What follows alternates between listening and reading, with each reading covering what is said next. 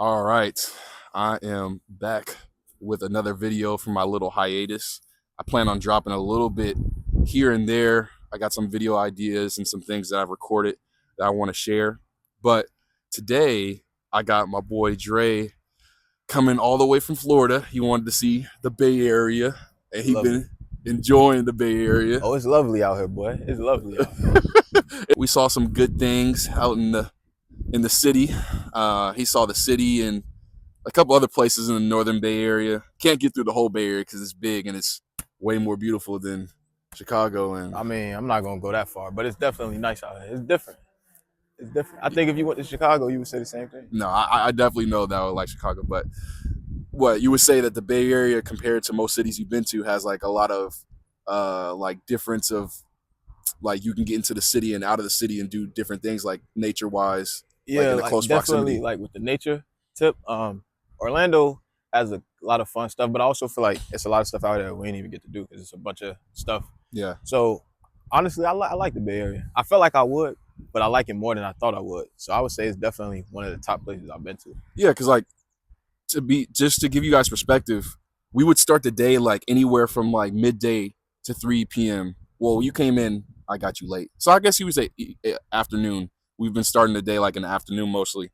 And we couldn't even really get through a lot just because like stuff that I showed him takes time to get through traffic.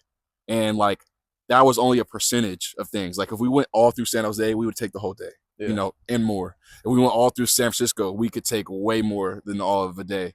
Then there's Northern Bay Area. Northern Bay Area goes down to Vallejo, and then the other side it goes down to Sausalito and stuff where we saw the Golden Gate. But yeah, See, San Francisco is what did it. I'm not gonna lie. Now it might change with Sacramento, but right now San Francisco, that's the city. You and feel me? and people that have a love hate relationship with the Bay like me know that like if he's saying that about the city, he really liked the Bay Area because the city is great, especially for tourism. But like you really have to be a part of the culture to enjoy things because tourism and different things amongst the Bay Area has kind of changed. But yeah, mainly you wanted to come out here to take a break from his day-to-day life as we're trying to train and prepare for our football opportunities. You're at UCF now, um, trying to get on the roster, trying to make something happen through the little bit of turmoil from AB. We had spent time at a school called Alderson Broadus, and that's where we met each other and became roommates. And it really shifted both of our careers because of that place we were in at the school and the directions that we had to take after that kind of shifted things up. But now he's back at the Division 1 level, hoping to get a professional opportunity way bigger than mine coming out of his last year eligibility. In the midst of us recording this video, just thinking about this backdrop, like it made me appreciate the Bay Area more, having him come visit and talk about things that like I don't always take for granted, but sometimes I do take for granted. Usually I like to brag to people about it, especially at the hills and stuff. But now I wanted just to kind of talk about and like let Dre kind of speak about his college experience and starting Division 1 and going through hoops and hurdles to kind of get back to where he was, and being in the position he is now just bringing a baby girl into the world and still trying to pursue his passion and his dream of playing football at the professional level, more specifically the NFL level, because I play professionally, but I'm not in the NFL yet. I say yet because that's the goal. But yeah, I just kind of want to leave it open to anything that you want to express and to kind of put out there and preface before I start going into deeper questions regarding this.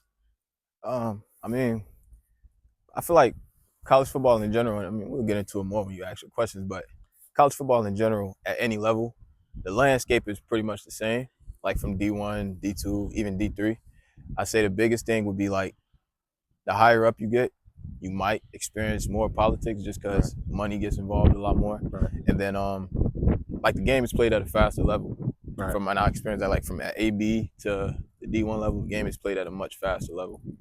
So that's really the biggest differences between the levels. But other than that, I feel like football is football. Yeah. So when you're talking about the difference of like level of play and like speed of play, kind of talk about like how it was work ethic wise, Division 1 and Division 2, and like how much they push you in Division 1? Because I know you kind of talked about how they push you, but a lot of people still don't put in the work that they should. Like they're basically what I'm saying is like each level will push you at a certain degree, but then Yeah, there's also a level that you have to take to yourself that nah, for like the sure. specific distinguished players take, where they get people under their wing and are like, okay, this is the mandatory work, but it's optional, but it's really mandatory. Like, can you speak about that a little bit? So with that, it is a difference as far as like the benchmark is different, right? So Right, at a D1 level, the benchmark is going to be a little higher than at the D2 level. right, Now that's for some, like a great D2, like for example, West Florida, right, they in the championship every year. Their benchmark is probably going to be the same as a D1 school. right. Then that'll just be like when it comes to lives, like the practices, you might it's harder, but at the same time, guys are gonna be who they're gonna be. So if I like to goof off, whether I'm at the D1 level, D2, D3, whatever it is, I might be better off at a D1 because they're making me do more, but I'm still not gonna put in the extra work, the things it take to really be great. Like to be an All-American and all that. Right. Those it's like it's up to that person. Like a school can't make you do that. And you think that's why people get to the NFL from lower levels, because they have more of a self accountability Nah, than the guys at for the sure. Division 1 Nah, that for are more sure. Because talented? even at the like the guys I know personally that's played in NFL or that are in NFL right now, they'll tell you like you get a lot more freedom because they're expecting you to be a pro, and you even probably experience this Right. as a pro. Nobody's on you because it's like this is what you're doing for a living. So, and if you don't do it, we're just gonna fine you or Yeah, whatever. that was what I was telling you. Yeah, like even at a minor professional level, like they don't tell you no, you can't do that because you're an adult, but they're like you don't have to get paid. Yeah. You don't have to get the benefits and the things. Like you can get these things stripped out of your contract. So yeah, No.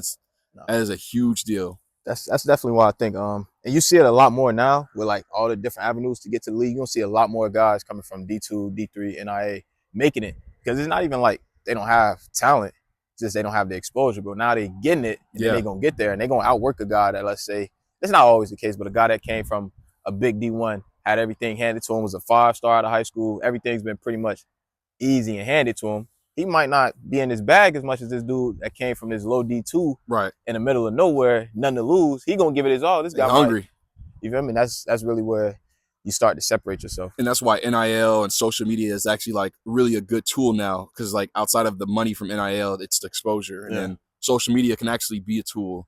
That's why I try to tell people now, social media isn't bad. It's the corruption of people's minds and hearts that affect the way that they use social media.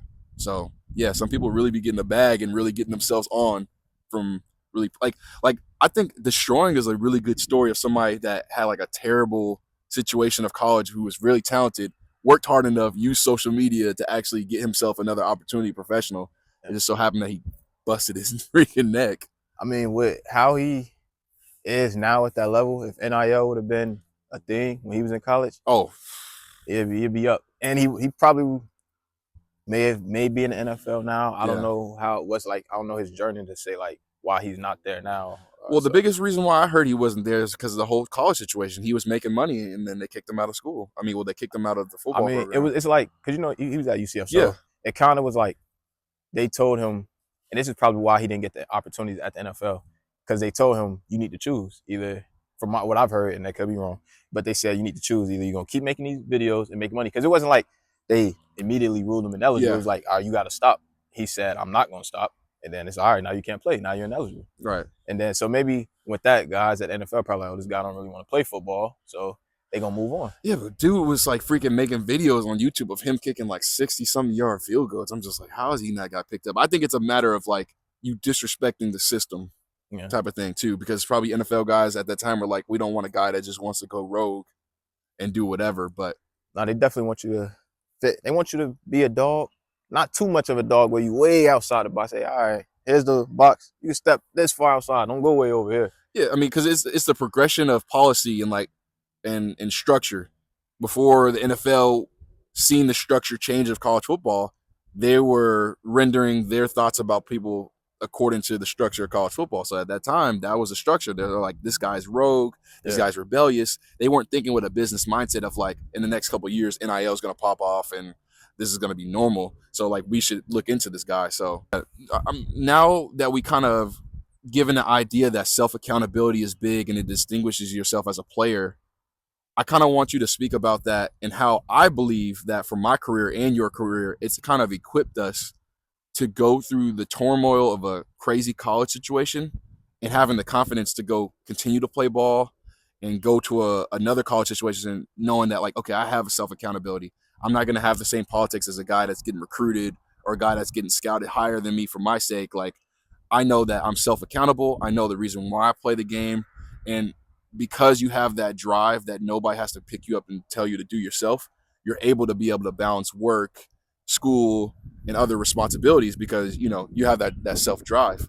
Now, like, I want you to talk about that and also stuff that I've been talking about on this channel and putting on my page of, like, not only you being equipped to do this, but like, why do you continue to do this knowing that you went through almost like hell and hot water to get to where you want to be?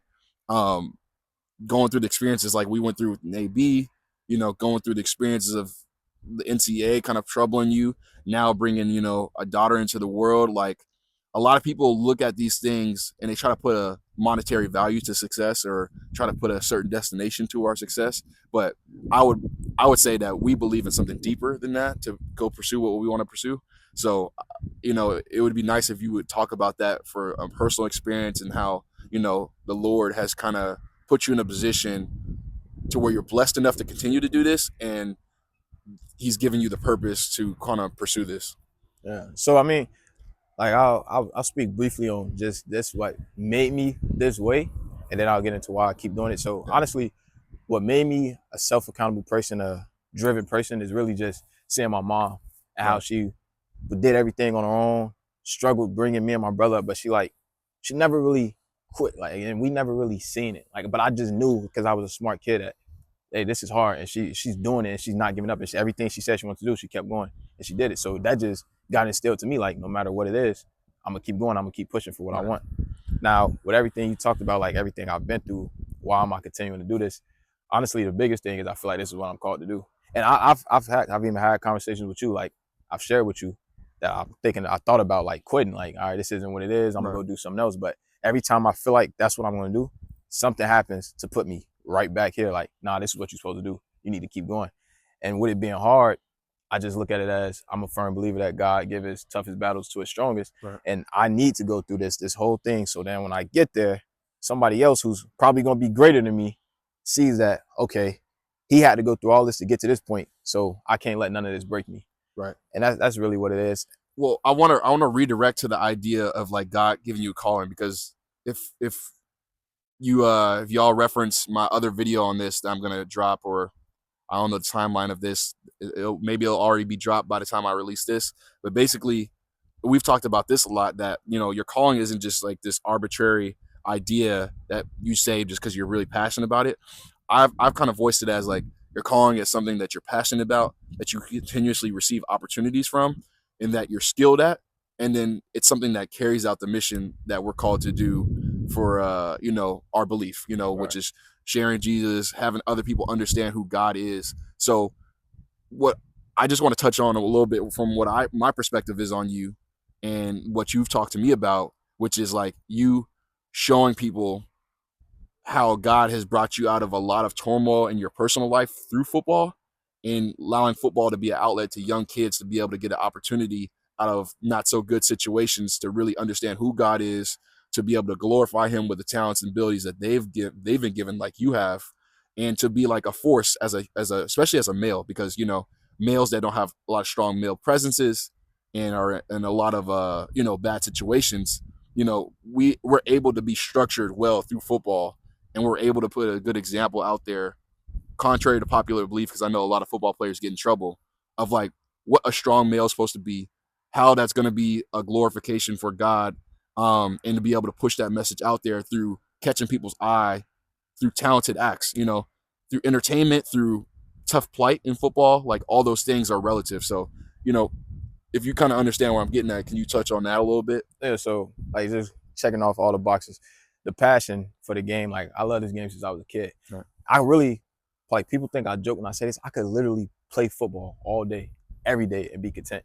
So that's there, right? And then with the when I spoke about wanting to give up, and then I'm keep getting given Right. opportunities as like, all right, I'm gonna keep getting brought into this. Like after I left AB, I had to sit out all of last year. And Right. I even got offers while sitting out Right. when things didn't go how I wanted it to. And I'm like, you know what? It's not worth it. And I honestly should have stuck that out, but that was me trying to walk away from it. Right. And then it just kept getting pulled back. And then now getting an opportunity at UCF. So I'm like, I feel like this is what I'm being called to do. And the reason, honestly, I feel like I'm supposed to do this is really just to be a vessel to put out God's message Right. to the youth. Because if we look at it in today's society, it's not good, right? But this is what it is. People worship celebrities, athletes. Right. That's how it is.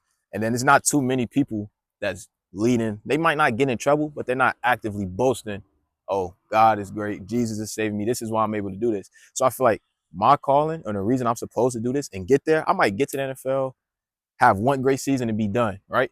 But during that season, I got to boast about Jesus. And then I might affect the next generation to be like, hey, I want to do that, but I'm going to do it this way, the right way. Right. And if that's what it is, then I did my purpose. I served my purpose. And I want to touch on something. He was humbly talking about two things they checked off. This dude is super skilled, super talented, went to FIU first, like was really able to get it out of whatever situation that he was given. Even when the talent wasn't, recognized, or when things weren't given to him according to what he probably deserves. And yeah, I'm glad that you tied it all back together in that. And I really want to speak on this kind of like on your behalf and on my behalf and on everybody out there's behalf, not just as athletes, but as people that do something that is very countercultural or something that is so much of a 1% type of activity or pursuit that the common people is like, don't do that. It's risky. It's like most people don't follow Jesus. Most people don't, even if you don't follow Jesus, most people don't follow something that's they don't have a conviction that's so deep that they're willing to put something on the line for, and rather they put other things on the line, like they put their mind and their heart and like their essence on the line just to make an image, like make a dollar amount or do something that's like instantly gratifying so that they can live the common life and be like amongst the normal people. But like we're serving a purpose that's way bigger than that. So it's like that's what gives him the drive to be able to do things that seem so risky to others when he knows that he'll risk more by not pursuing something that keeps on giving you opportunities, that keeps on calling on your heart. Because we know this, we talk about this all the time. There's no worse feeling than to try to go after, because we see it in our friends, than to try to go after something because somebody told you to do it, as opposed to going after something that like you've prayed about, you've seen the opportunities, and that's been like reoccurring in your life. And I know that probably feels even better now, having the support of like Stephanie and like others, like your mom and like your boys and people behind you kind of pushing you. Yeah. No, I definitely and it's crazy because you said I was humble, so now this is gonna be viewed as unhumble. What it honestly is, bro, like not getting caught into the trap of just trying to live a normal life. I honestly feel like I'm not supposed to. Right. Like, and that's not me saying I'm inherently better than people or anything like that. I just feel like, well, what I was given, I'm supposed to use this to get put in a certain position to help other people. That's honestly what it is. Now, I wasn't always like this. Like that's why I said everything happened for even our time at AB, it molded me, it made me better. Because if I would have got everything easy from the start, bro, I'd probably be one of the guys you see doing the crazy stuff on TV with a bunch of different girls, just a whole bunch of bad stuff. So I say all that to say, it comes from just me not feeling like I'm supposed to just be normal, because I feel like I got so much to offer other people. And then now, like you said, having that support, and it's not, you don't need a big village. Like a lot of people get confused. Oh, I need a bunch of people supporting me. You don't need a bunch of people. If you got two, even one person that supports you fully, that's just gonna make it so much easier to get up and go do what you got to do. And I'm thankful for the people I got that do support me. I want to tie that in biblically, because the Bible doesn't contradict itself. You just have to understand it on a contextual level to really be able to understand how verses are parallel. And so one verse I think of is like, you said you don't feel like you were called to live a normal life. Now the Bible says to live an honest and quiet life, but I think that is different from what Jesus says in Matthew. I think in most other gospels too, of being the salt of the earth. The salt of the earth basically means that like you have to have flavor to you. Like nobody's gonna be able to see who God is if you're just like on the sidelines. Oh, I'm doing this not because I'm not trying to be humble, but because I'm scared. Right. There's a difference between somebody being humble and naturally being quiet. But even humble people get looked at a lot because they're like, why are you so humble? But that's different than somebody that's like, I don't want people to look at me, so I'm just gonna do the goody two shoe stuff. Like, no, like we're called to be out there. We're called to be not to bring attention to ourselves for nothing, but to be our authentic selves, and then that will naturally bring attention. So yeah, you're not called to live a normal life, not because you want people to look at you, but you know people are going to look at you not living a normal life. So I wanted to reference that, and then also every humble believer says what he says. If I wasn't here, if I wasn't in the position I'm at, if God has not brought me this far forward, I would be doing things I shouldn't have been doing. Well, people honor me and say, "Oh, your character is good," but people don't understand the issues that I went through. It doesn't matter. Each believer that truly knows the Lord knows that they will be in a situation. Even the stuff that he jokes with me about. Okay, why are you so conservative about this? Because if I'm not, I know where I'm about to be if I'm not. So, um, yeah, I kind of wanted to finish up with this. This probably was a little longer than what I expected, which is good. I wanted to leave it off with some scripture as usual, because I don't want to go into like my own philosophies too much. But it was it was a very good situation for him to come out here during this time as I'm starting to try to get content out and trying to, promote this message and trying to help people understand their purpose and optimize their life. I can't do this on my own. I need other people to glorify God with me and to put their message out there and their testimony out there, and to strengthen the message more through more perspective. So if there's any finishing thoughts you wanted to share. I mean, just to everybody who watches this, like, I don't, Maybe only 10, 5 viewers, hey, well, but even those 10, those 5, if you got something that you want to do, no matter what it is, I don't care if you want to paint, I don't know, pictures of animals or dogs or something weird like that. If that's what you feel like you called to do, and it's, he's laughing, but I'm being serious. That's crazy that's weird, but if that's if that's what you feel like you called to do, just keep going, bro. And then because I know this is it's a lot of athletes and stuff on your page, right? Yeah, Probably people that maybe, I don't know. Bro, you play football. Hopefully, when I put it on Instagram, yes, I'll put some of these clips on Instagram. But all right. So to the athletes out there that's being told they can't do it, they too slow, they too weak, or they not good enough, whatever.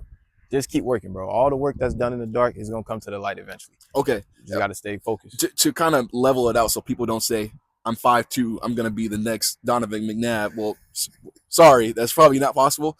How do you also regulate how to put yourself in position to be real with yourself? Like, talk about like a little bit about what insights should you get to, how should you humble yourself, and like how can you be coachable to be able to receive the correct insight to level you out.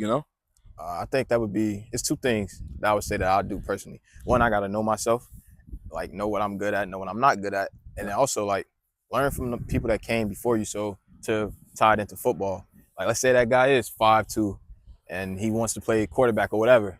There's probably somebody out there that was undersized or whatever that got to that point. Kyler Murray's not 5'2", but you better watch a lot of Kyler That's what I'm saying. So Murray. look at what he did and what he's doing Right. to see like, okay, what I can take from him, what I can't take from him, and make it your own and keep going. I'm never gonna say give up or tell somebody you can't. Hey, if you 4'11", run a 5.